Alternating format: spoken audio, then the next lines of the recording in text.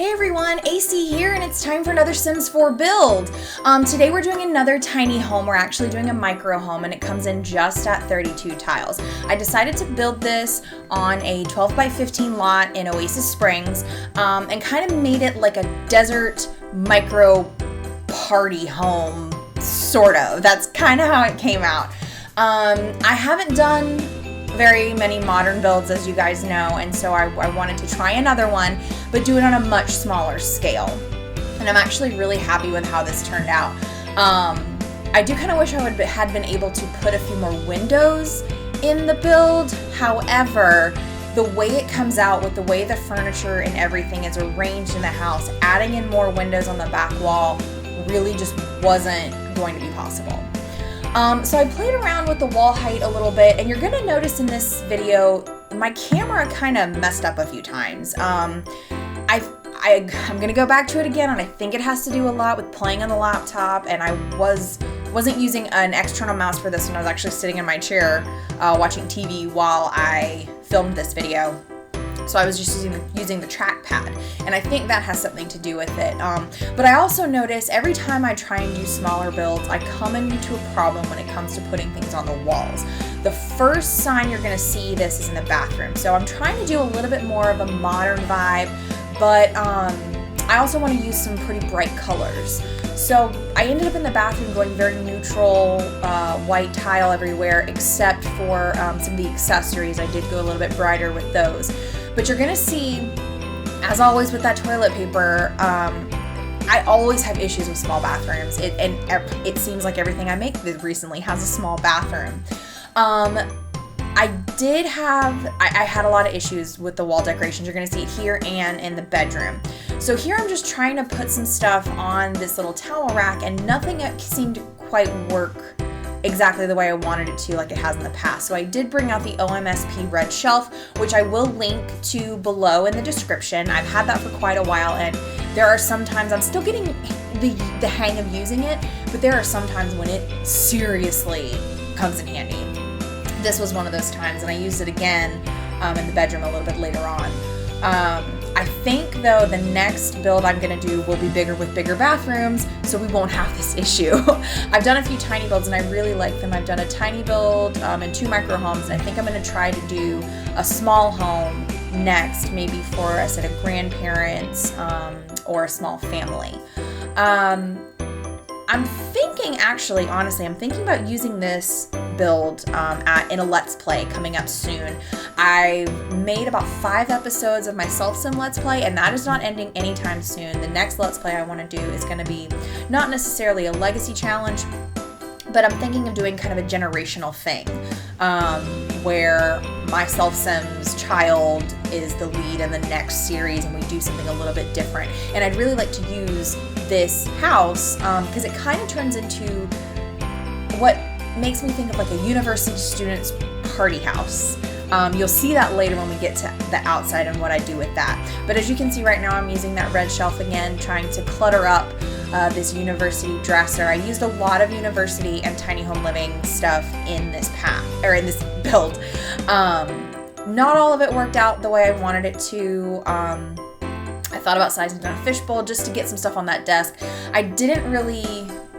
I almost used a CC desk for this, but I ended up trying not to use any CC in this build, and I succeeded. There's no CC in this build at all. I did want to put a few extra things on the desk, try and make it look, while modern, also cluttered, because it is a tiny home and a university student does live here, so they've got things to do. I tried my best to get stuff on these shelves, but the things I wanted to put on the shelves were just too big. I had issues with things clipping through the wall. Nothing really worked right, so in the end we just nixed the shelves, and I think I ended up going, actually no, you'll see there's a few different design iterations that this wall goes through before it's all finished.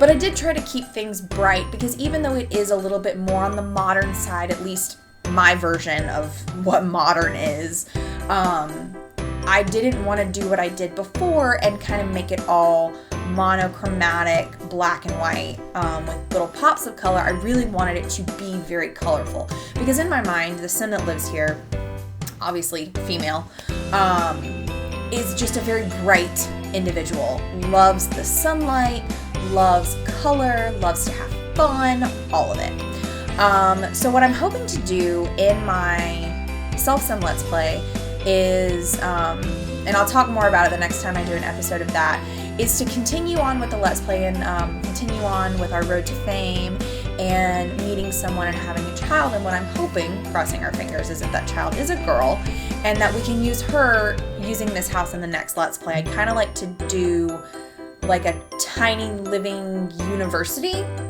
I have not done a full playthrough of all of the university features.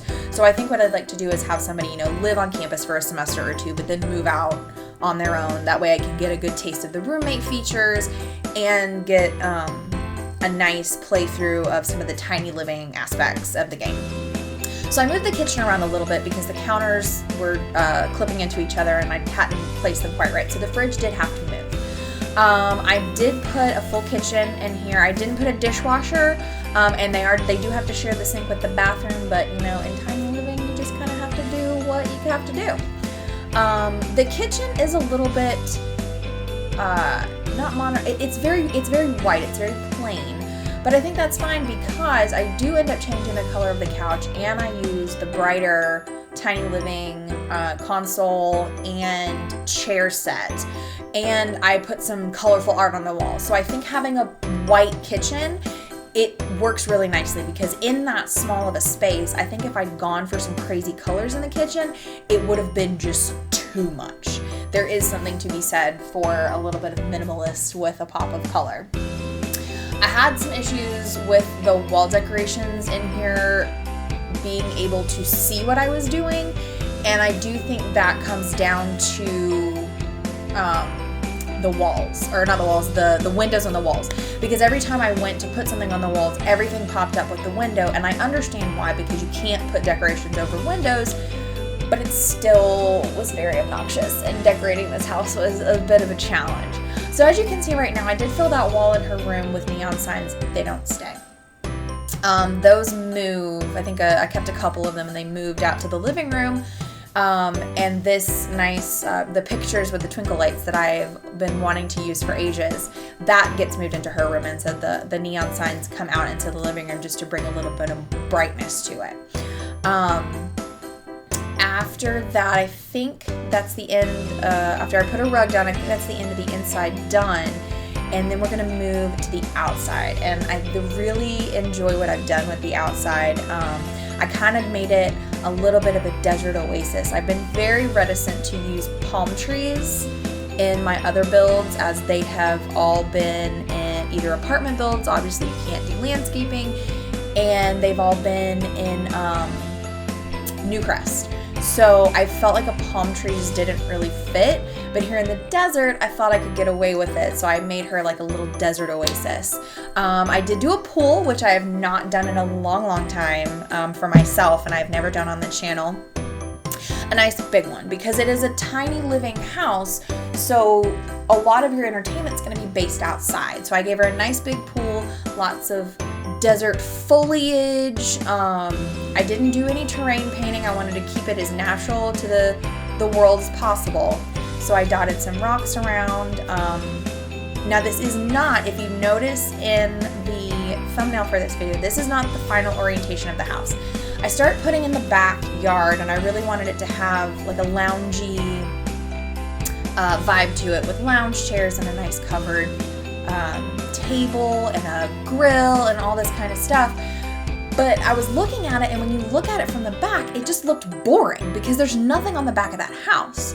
So I moved the house, I turned it around. So from the road, it doesn't look like super appealing if you're coming at it from a certain direction. But when you're actually in the yard and you look at it with the house right next to the pool, the stairs lead right to the pool, honestly, I love it. I think it looks fantastic. So I just added a few fun things here and there with the pizza pool float, and yes, that is pineapple on a pizza. Don't at me, I will fight you. And a keg, because, like I said, university, party home. The biggest thing, I really wanted to just kind of fill the outside with as much stuff as would make sense for like a party vibe. The one thing I did not put outside is a stereo, and I'll talk about that in a second.